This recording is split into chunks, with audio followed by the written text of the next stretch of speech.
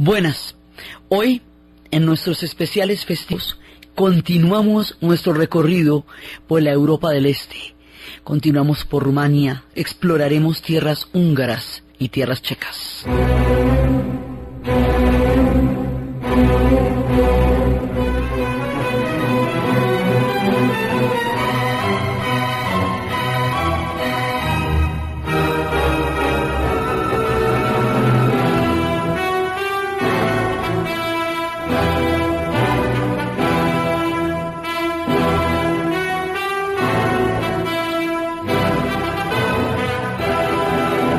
La vez pasada habíamos empezado nuestro recorrido por la Europa del Este a través del pueblo de Rumania.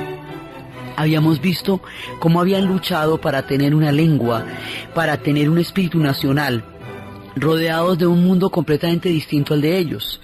Habíamos visto cómo ellos eran una isla latina en un mundo eslavo, y cómo las diferentes migraciones eslavas y la migración magyar de los húngaros va a dar una vecindad completamente ajena a la lengua donde ellos vienen, que eran las lenguas romances, que son las que se hablan en España, en Francia, en Portugal, en Cataluña, en Italia.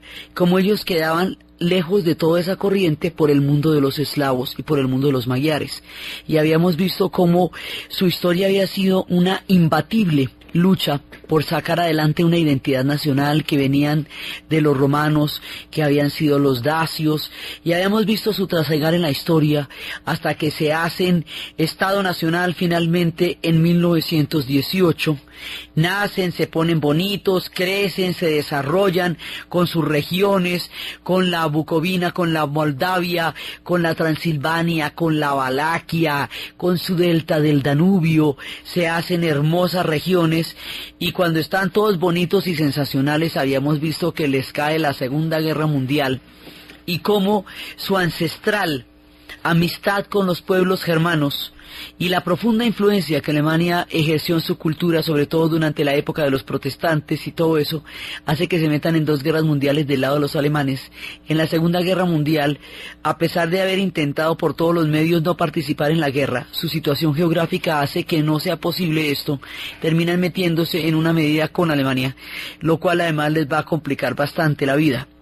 Cuando la Segunda Guerra Mundial termina, la Unión Soviética en Yalta, esto digamos es una historia común a cada uno de los pueblos de Europa del Este, que es la historia del Imperio Austrohúngaro, la historia de la avanzada turca en la zona, luego el periodo entre guerras, luego la Primera Guerra Mundial, periodo entre guerras, luego la Segunda Guerra Mundial y luego la invasión rusa. Esto le pasa a todos.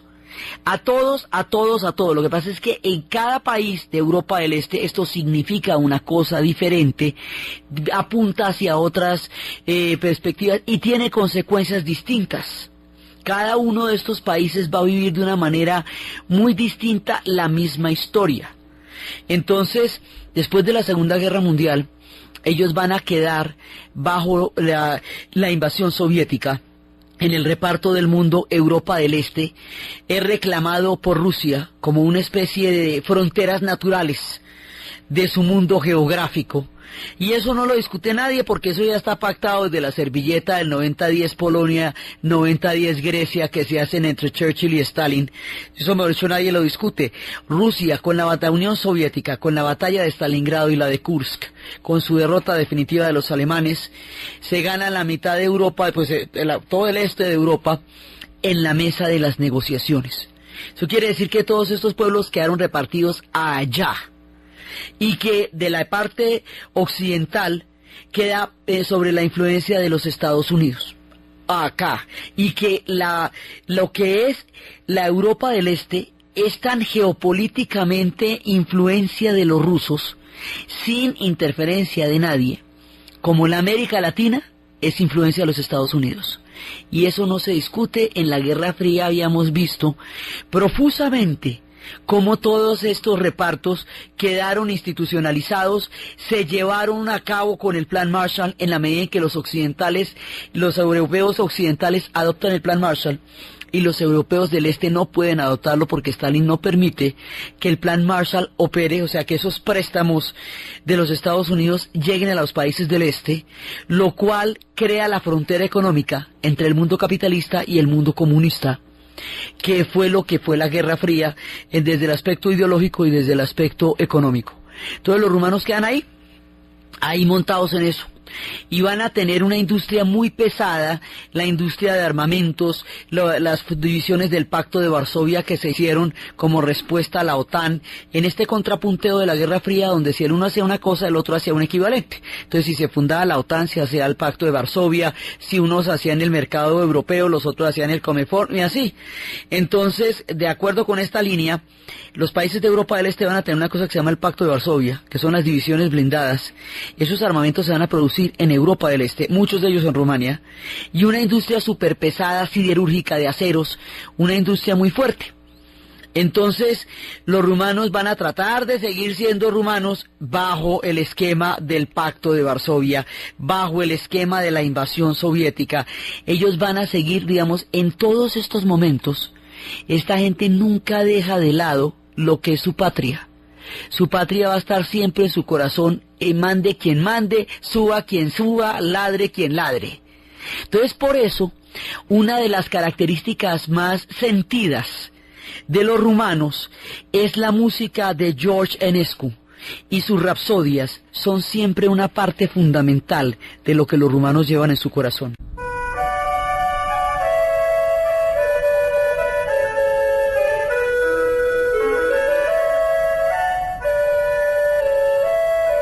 Todos los rumanos continúan, y en la época en que va a caer el comunismo, en todo el proceso que va a llevar a la disolución de la Europa del Este, cuando los húngaros cortaron las alambradas, que lo vamos a ver ahorita con los húngaros, cuando los checos salieron a la calle con las llaves, cuando los polacos fueron a elecciones, cuando los alemanes del este pasaron todos en masa por entre Hungría a Austria y de esa manera a la Alemania occidental, y en la Alemania occidental entonces estarían ya dispuestos a tumbar el muro de Berlín, cuando las embajadas de Praga se llenaron de alemanes pidiendo llegar al oeste, cuando todo eso pasó, cuando el mundo se movió de una manera masiva, de una manera popular, cuando la gente salió a las calles, cuando poco a poco se fueron dando las grandes transformaciones que por su carácter pacífico y por su carácter de una transición fundamentalmente política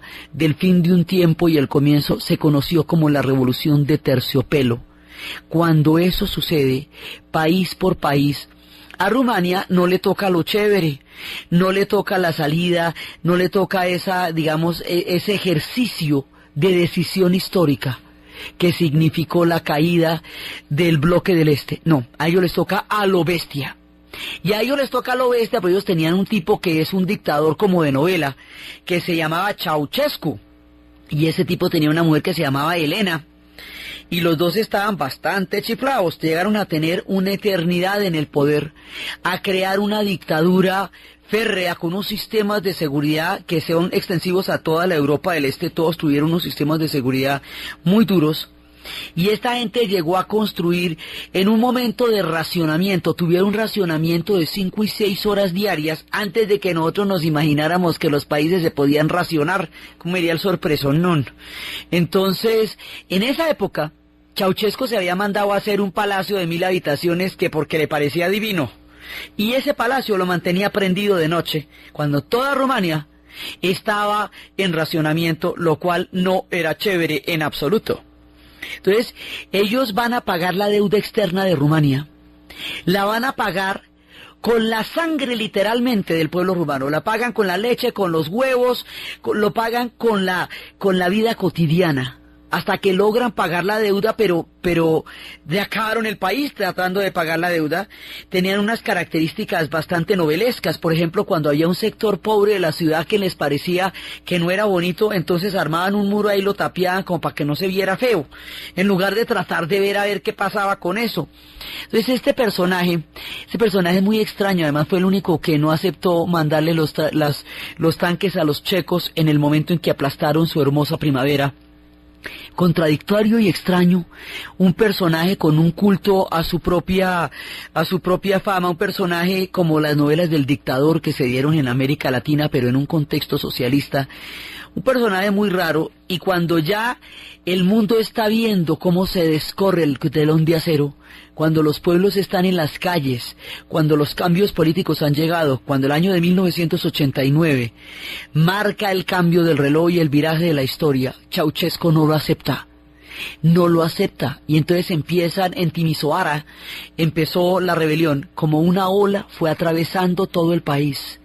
Entonces en Timisoara se presentó una matanza, y luego en la plaza de Bucarest, que como le dicen ellos, se presentó una reclamación. ¿Qué pasó en Timisoara? ¿Qué pasó en Timisoara? Y decían: Drácula, tu tiempo terminó.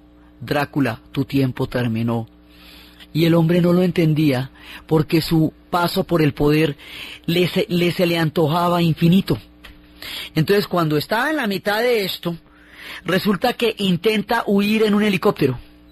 Al intentar huir en helicóptero con su esposa Elena, en ese momento apuntan con un arma de largo alcance al helicóptero y dice: o se baja o lo bajamos, man. A ver, ¿qué prefiere? Entonces el man se baja, aterrizan con el helicóptero en un helipuerto, y cuando aterrizan en el helicóptero, inmediatamente los arrestan, y después de que los arrestan, los van a juzgar, y después de que los juzgan, los matan, y después de que los matan, los ejecutan, es decir, los prematan. De manera que cuando el mundo vio la imagen de Ceausescu y Elena siendo ejecutados en la plaza, en ese momento, como no había sino ese documento, los franceses se tomaron la molestia de desentrañar esta filmación fotograma por fotograma. Y cuando lo hacen, descubren que esta gente ya está muerta, o sea, estaban prematados para luego rematarlos delante del público. La Iglesia Ortodoxa, que había sufrido los rigores más grandes de todo este terror, de la época, de todo este tiempo, no se molestaron en sí por el asesinato de Ceausescu, sino porque fuera en Navidad. Eso quedaba mal visto, inclusive fue el último de todos los que cayó el 24 de diciembre, cuando la cosa está empezando, desde junio que empezó todos los movimientos a sacudir ese año 89. Entonces, en ese momento los matan. Pero mientras tanto, mientras llegamos allá, le alcanzaron a disparar a un montón de gente, y alcanzaron a matar un montón de gente en la plaza en Bucarest, que ya habían matado en Timisoara y matan en Bucarest. Y queda, digamos, es una transición sangrienta, teñida de dolor y de sangre, que no pasó en ninguno de los otros países donde sí sucedió una revolución de terciopelo. Ceausescu entregó caro su pellejo, y muy duro, la libertad para su pueblo.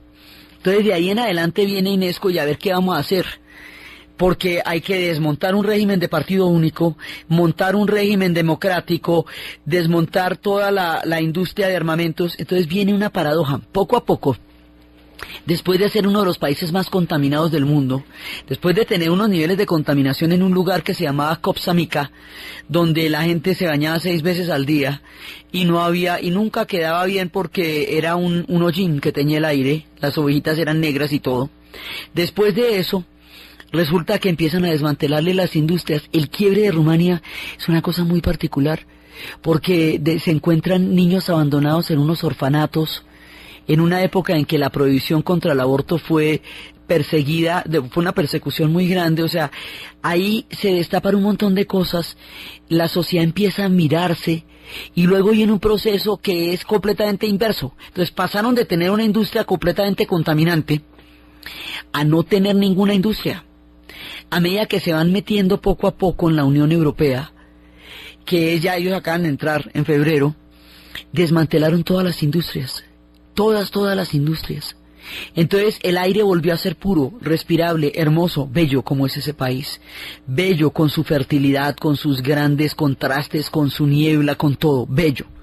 Pero no hay industrias, y al desmantelar todas las fábricas, para desmantelar el armamento, esta gente se quedó sin empleo. No hay empleo para mucha gente en esta reconversión económica. Ahora, la rueda todavía está girando, ¿no? Es un proceso que está en este momento en vigencia. Y a cambio de eso les dieron la migración a España. Entonces, miles de rumanos están en España en este momento buscando trabajo para remitir a sus casas a través de remesas. Porque en Rumania no hay trabajo para ellos en este momento. O sea, se la están jugando a una alternativa agrícola, como una especie de despensa de Europa. Eso vamos a ver cómo sucede eso. Pero ahorita están todos en las calles de España. Los primeros que llegaron fueron los gitanos, todo bien, ¿cierto? Porque pues a la final allá también hay parceros. Igual les da parchar en un lado que parchar en el otro, eso sí. Pero los rumanos, que viven de empleos estables, pasan de ser rumanos, señores de Rumania, gente de su pueblo, a ser emigrantes en España. Y así sean europeos, es una condición de desventaja. Y esta condición de desventaja es dolorosa. Porque digamos, el gran reto de la Unión Europea es tratar a estos pueblos con el respeto y con la dignidad que se merecen, con los mismos estándares y con la misma moneda y con la misma vara con que se miden los europeos occidentales a sí mismos. Esto todavía no está sucediendo, es el reto de la historia. Los rumanos en este momento están obligados a la migración, así de simple, obligados a la migración, porque en plena reconversión económica todavía no hay una generación de empleo en Rumania para que la población pueda vivir allá. Muchas casas están desocupadas, sus hermosos paisajes denotan mucha gente en las otras tierras, soñando volver a su amada Rumania, donde están sus músicas, donde están sus sonetos y donde se hace un muy particular y exquisito jazz.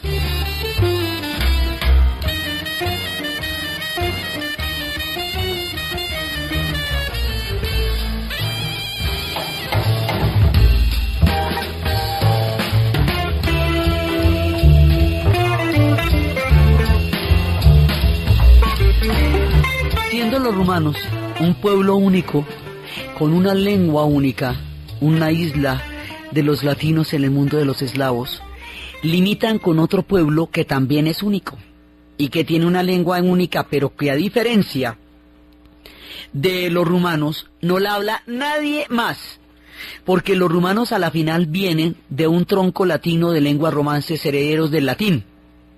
Pero estos no vienen de ningún lado, nadie más habla lo de ellos, son una raza única, no existen sino ellos, la lengua la hablan ellos y más nadie. Los húngaros siguen en nuestro relato, atravesando todos esos campos y la Transilvania y las gargantas de los Cárpatos vamos a llegar a otro país que se va formando en nuestro recorrido. Es el pueblo de los húngaros, los llamados magiares. Los magiares son una migración de la estepa, pero es una migración diferente a la de los eslavos porque sencillamente son otro pueblo, con otra lengua, con otra raíz, con otras características, son otro pueblo. Vienen de la estepa, nomás en eso se parecen, pero de resto no son ni prógenos. Vienen de la estepa con una lengua que algunos encuentran medio similar a lo que habla la gente en Finlandia. Es una lengua altai-ural, rarísima, llena de consonantes y sombreritos y acentos, y van a llegar con esa lengua a un asentamiento donde antes estuvieron los romanos, en una provincia que en tiempos del Imperio Romano llamábamos Panonia. Así como los romanos eran la Dacia, los húngaros eran la Panonia. Y bueno, entonces, por ahí estuvieron los celtas, dejaron historias del bosque, por ahí estuvieron los hunos en la época del Imperio Romano.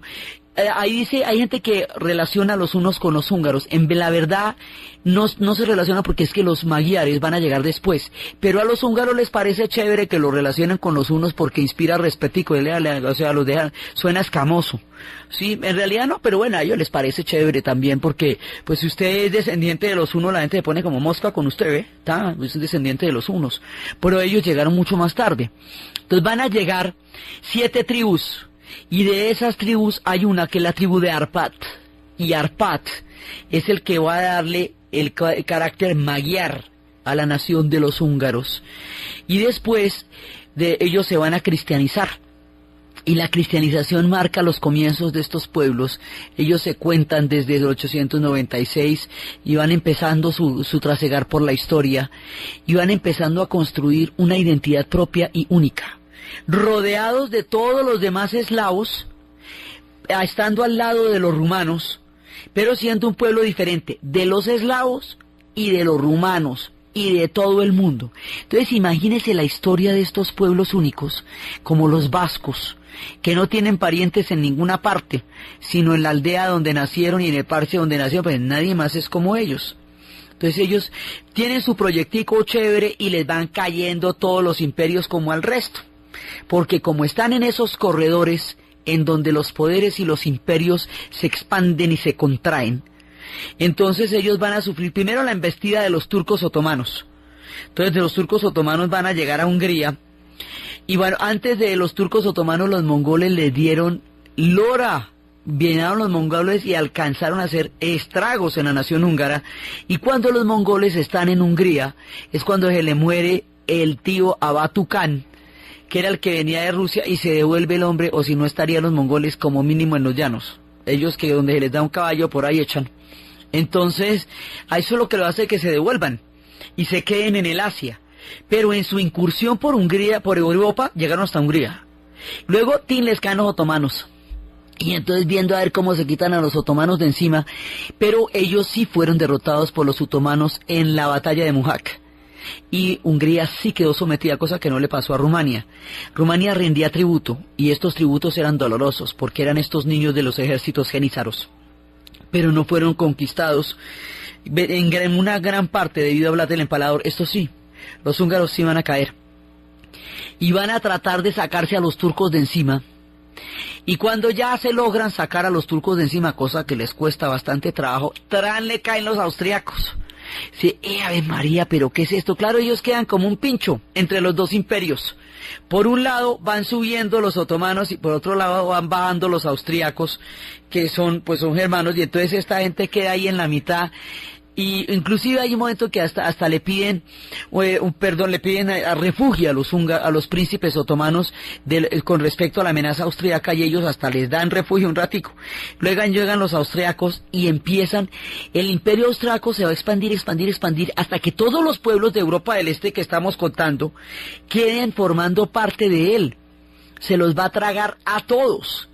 El imperio austriaco, o sea, casa de los Habsburgo, durante 600 años va a tener a todos los pueblos de la Europa del Este, a los eslavos, a los rumanos con su idioma, a los magiares con su cultura, a todo el mundo lo va a tener debajo de su dominio.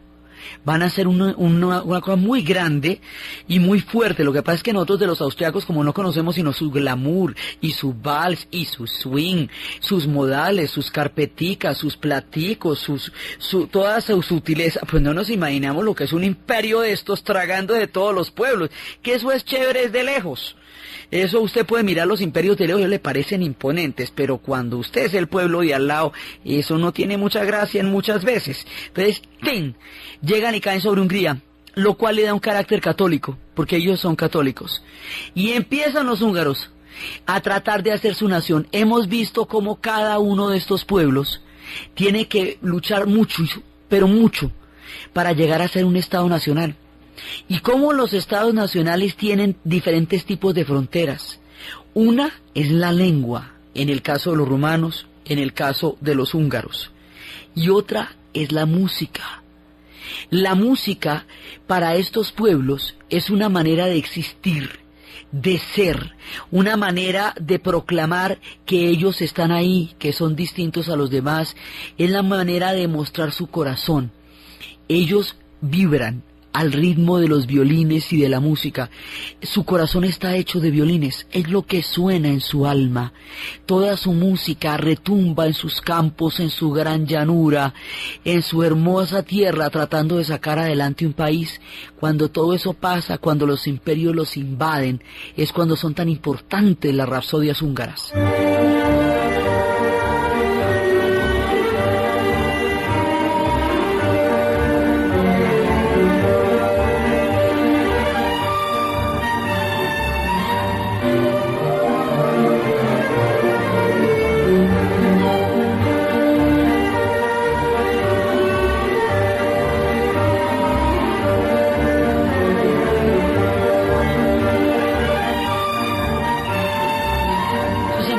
húngaro puro, así, húngaros destilados, ellos suenan así. En estas tierras, en estas llanuras, en esas hermosísimas ciudades, estas sonores, estos acordes salen del alma, inundan el aire, lo llenan de amor y de belleza. Entonces, ellos tratan de sacar adelante su estado, digamos, con toda clase de invasiones y imperios y todo. Ellos, Esteban primero en el año 1000 se había cristianizado, habían empezado su dinastía y todo, y ahora se habían aguantado los turcos y los habían sacado con el Tratado de Karlowitz en 1699, y ahora les vienen los austriacos. Entonces, con los austriacos, ¿qué vamos a hacer? Vamos a llegar al mejor acuerdo que podamos llegar con ellos, porque ¿qué hacemos? Entonces, el mejor acuerdo es, y esto no lo lograron ninguno de los eslavos, queremos independizarnos. Bueno, los austriacos no nos van a dejar independizarnos, porque en eso consiste su imperio, que ninguno de los pueblos que estén ahí se pueda independizar de ellos. Pero entonces vamos a alegrar unas condiciones de negociación, unas condiciones que por lo menos nos den una mejor posición dentro del hecho de ser parte de un imperio. Entonces ellos van a firmar en 1867 una cosa que se conoce con el nombre de el compromiso. Y el compromiso quiere decir que el imperio va a tener dos cabezas, Austria y Hungría, el imperio austro-húngaro. Y que el imperio austrohúngaro va a ser un águila bicéfala. Por eso es que tienen el águila de las dos cabezas. Una diarquía, haga de cuenta como Castilla y Aragón, pero son Austria y Hungría. Pues digamos, no es una independencia, pero no está mal de todas maneras, pero es mucho mejor que lo que le pasa al resto de los eslavos, que van a quedar directamente súbditos del imperio austrohúngaro, que no van a tener ese chance. O sea, quedaron mejor posicionados que el resto de los eslavos, sin ser independientes, sin ser un país. El país se lo siguen soñando. Las revoluciones románticas los hacen pensar en la ilusión de un Estado nacional. Y esa ilusión se va conservando durante mucho tiempo, se va conservando aún durante la viarquía, se va conservando desde antes. ¿En qué forma? En forma de la música. La música es su frontera. Entonces, uno de esas almas que está soñando esta patria húngara es Franz Liszt, y él también tiene sus historias y sus rapsodias húngaras.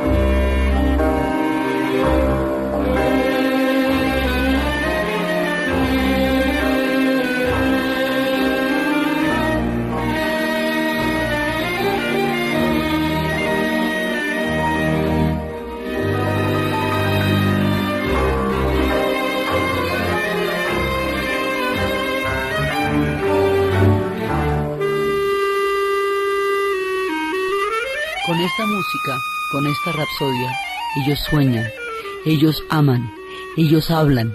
Estos pueblos de lengua única tienen una música universal que puede transmitir ese poder del sentimiento a quien quiera que lo oiga, conozca uno su lengua o conozca uno su historia, pero ellos fundamentan la riqueza de su espíritu en el poder de su música.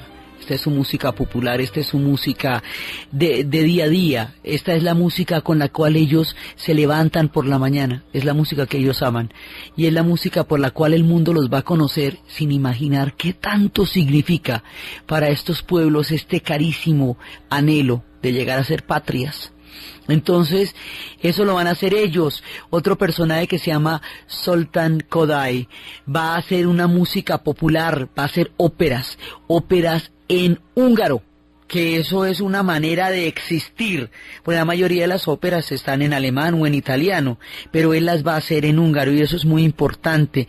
Entonces sus trajes típicos, su música popular, sus leyendas, su herencia magiar que se nota en la gran llanura, donde están los caballos, y su preciosísima y divina ciudad. Ellos tienen una ciudad que es una maravilla, que es la ciudad de Budapest, la unión de dos ciudades medievales, Buda y Pest, a través del puente de las cadenas, va a formar un impresionante conglomerado urbano lleno de maravillas, atravesado por el Danubio, que lo va recorriendo de un lado al otro, donde se ven las antiguas fortalezas, donde se ve esa imagen paradisíaca y idílica de lo que es la ciudad de Budapest.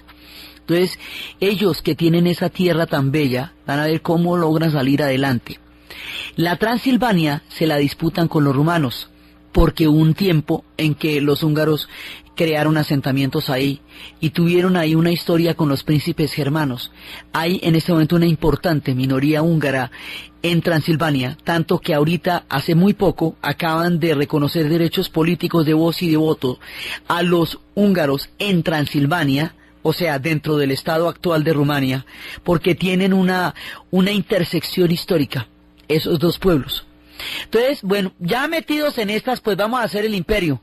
Entonces ellos se van a meter con los austríacos, y con los austríacos van a tratar de salir adelante. De todas maneras, el esplendor de Viena jalona a la hermosa y poética ciudad de Budapest, y también veremos cómo alcanza a teñir de sus visos a la poética, magnífica e incomparable ciudad de Praga. Como esas tres, Viena, Budapest y Praga, serán la luz de la Europa del Este durante los tiempos del Imperio Austrohúngaro, porque es ahí donde se cocina la mejor de las músicas, donde se oyen las historias más bellas, donde se representan las obras y las óperas. Es ahí.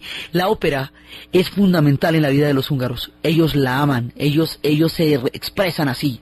Entonces, es su manera de relacionarse con el cosmos y con el mundo, a través de la ópera y a través de la música. Entonces este pueblo, cuando finalmente, le viene la Primera Guerra Mundial, lo mismo que a todos.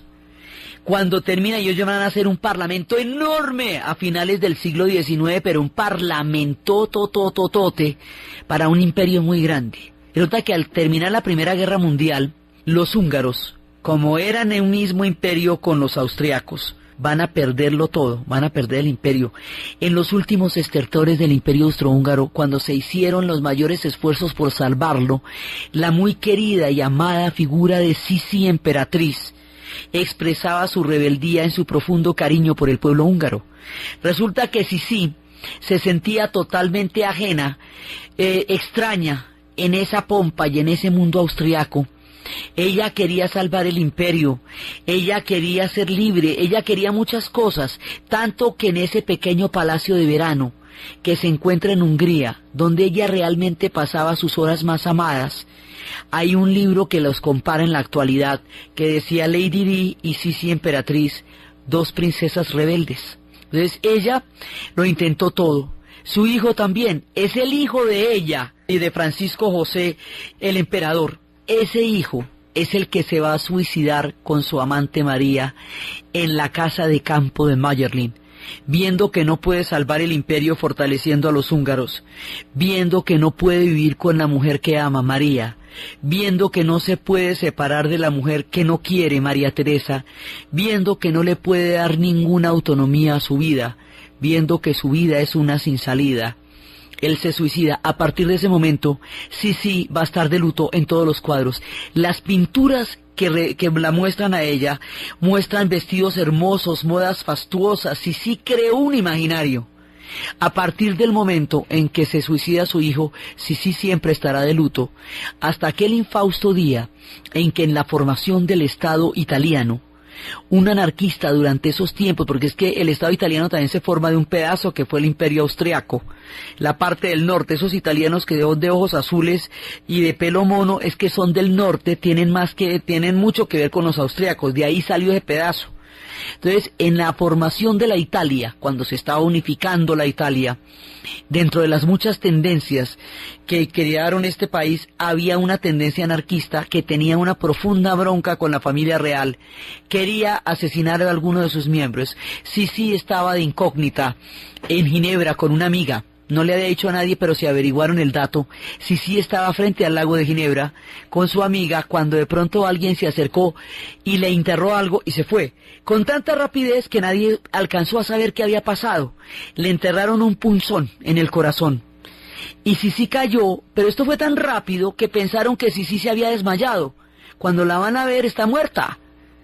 Y así termina la última luz del emperador en el lago de Ginebra, donde ella murió. Hay una estatua con su dulce, pequeña y graciosa figura. Sisi pasó los días más hermosos en Hungría. Sisi tenía su corazón hacia los húngaros, que siempre sentía pueblos entrañables, donde se sentía menos asediada por todo ese mundo tan fastuoso que a ella más la atemorizaba que lucirla. Sus días más hermosos estaban en ese pequeño palacio de verano que tenían allí en Hungría.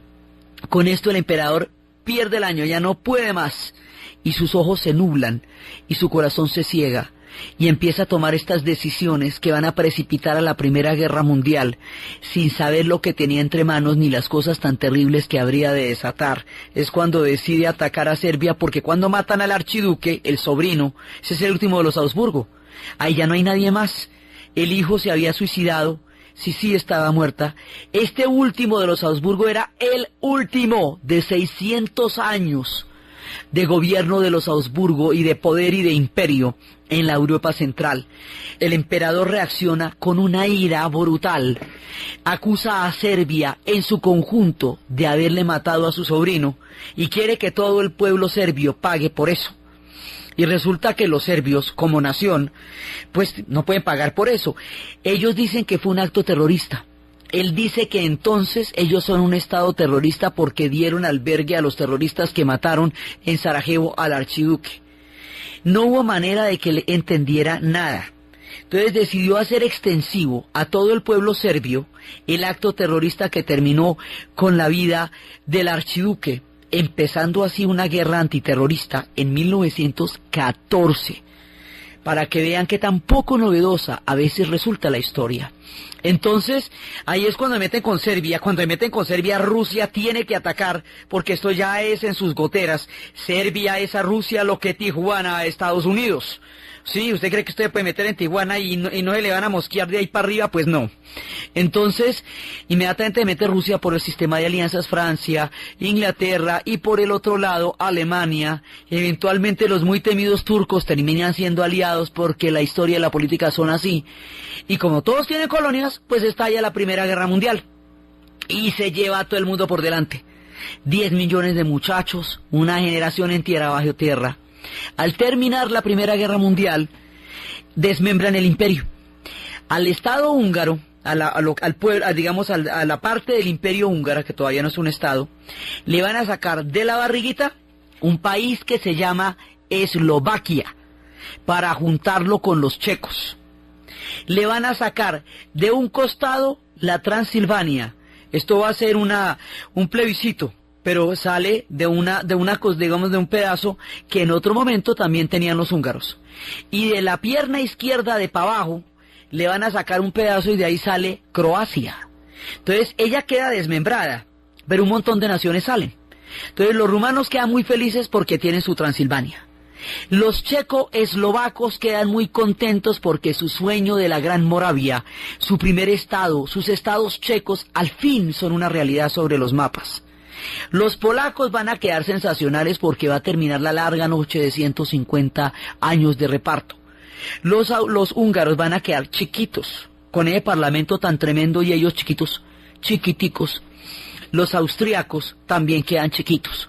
Y salen todas las naciones de Europa, los eslavos del este, del oeste, todos empiezan a formar pueblos y países, que era de lo que se trataba todo el tema de los estados nacionales.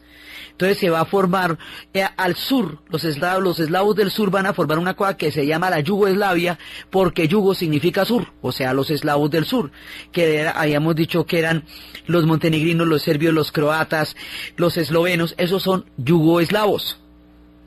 Los checos y los eslovacos van a formar su Checoslovaquia, los rumanos van a formar su Rumania. Entonces ahí es cuando aparece el mapa como nosotros lo conocemos después de la Primera Guerra Mundial. Los húngaros van a seguir adelante, ya tienen el país que tanto lucharon, pero ya no tienen, digamos, ya están desmembrados, mucho más pequeños de lo que soñaron ser, unas por otras, difícil la vida, pero bueno, ahí van. Después de eso, la tristeza, el sueño de un imperio perdido, los hace proclives al canto de las sirenas del Tercer Reich. Y el canto de las sirenas del Tercer Reich, que les promete devolverles el imperio junto con los austriacos, los hace inclinarse a favor de los alemanes en la Segunda Guerra Mundial. Y la tienen. Viene la Segunda Guerra Mundial. y después de la Segunda Guerra Mundial, que es, digamos que tiene unas connotaciones mucho más dramáticas en Polonia y en República Checa. Acá es fuerte, pero en Polonia y en República Checa va a ser definitiva. Aquí lo que pasa es que hay una policía que se llama las Flechas Cruzadas, que colaboró con el tiempo del Tercer Reich, y una parte de la repartición de Checoslovaquia les tocó a los húngaros. Pero ellos siguen en la guerra, Alemania pierde la guerra, en el reparto quedan del lado de los soviéticos, y los soviéticos avanzarán sobre estas tierras, y van a pasar por allá. Cuando llegan los soviéticos, estamos en la época de la Guerra Fría, y los soviéticos van a entrar con con este manto de la cortina de hierro, y es ahí cuando nosotros empezamos a saber muy poquito de este país, y de todos los países. Es ese velo, es ese telón de acero, lo que la separa de la historia nuestra durante 48 años, lo que hace que hasta ahora se puedan saber chismes de ellos distintos a las películas de la Guerra Fría. Esa remota, lejana semblanza hacía que los mismos europeos occidentales los miraran como si quedaran en un lugar muy distinto del planeta, tuvieran una imagen lejana y mítica. Es en esa época cuando un cantante de rock, que nosotros hemos puesto mucho a lo largo de nuestros programas, de un grupo inglés que se llama Jethro Tull, va en una ocasión durante las competencias deportivas, que eran las únicas salidas, o era por los ballets o era por los deportes, por lo demás no podíamos saber de ellos. Entonces él va una noche a Budapest y conoce a una atleta, de estas atletas olímpicas, a una gimnasta, a una hermosa gimnasta que daba círculos perfectos y cuyas piernas se prolongaban para siempre. Una hermosa gimnasta cuyo corazón latía hacia el oeste, que él miraba remotamente como envuelta en una bruma, que él quería tratar de abordar. Ya no hablaba su lengua, ya hablaba húngaro y ruso. Era como una visión tan lejos y tan cerca, dentro de la misma Europa, inaccesible por los muros de la historia. Nos cuenta del encuentro con ella en una noche en Budapest.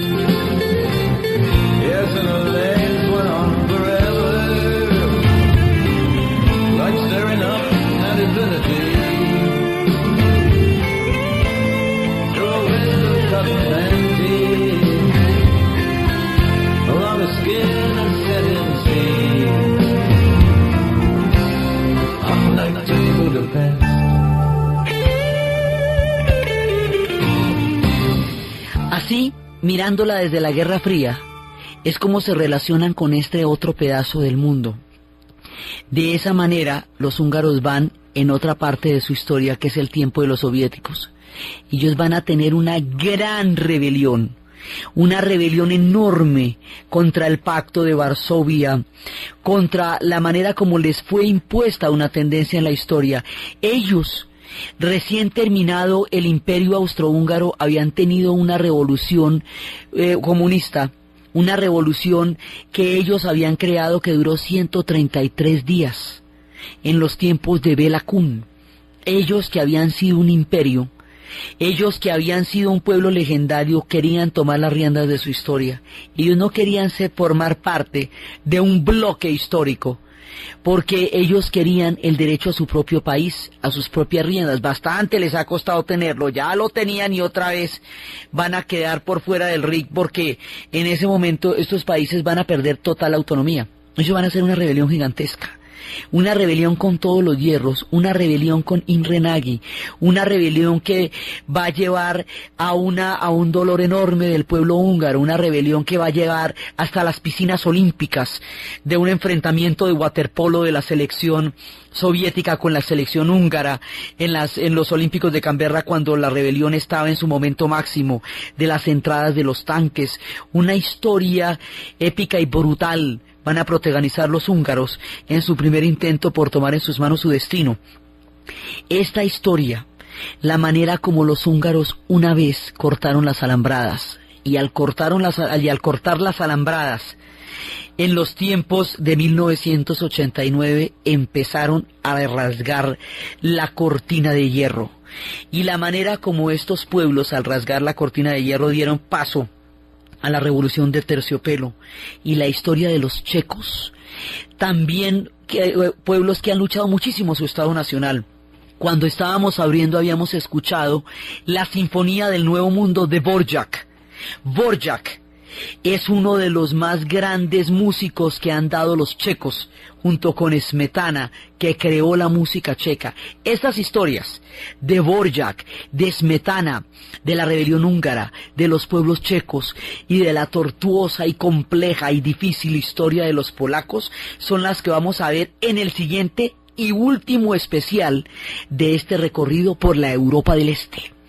Entonces, desde los espacios de los rumanos, creando su país, desde la gran migración magiar, desde los tiempos de Arpad y Esteban, desde los húngaros creando su país, desde el corazón de Sisi que siempre estuvo con ellos, desde las rapsodias de Liszt, desde todas estas rapsodias, el universo de los gitanos que también está con ellos en su música y en su vida, el alma de la nación húngara, sus grandezas, sus esplendores, sus miserias, sus tropiezos y todos aquellos recorridos que aún nos faltan en la narración de Ana Uribe, en la producción Jessy Rodríguez y para ustedes feliz fin de semana. Buenas, hoy en nuestros especiales festivos continuamos nuestro recorrido por la Europa del Este, continuamos por Rumania, exploraremos tierras húngaras y tierras checas.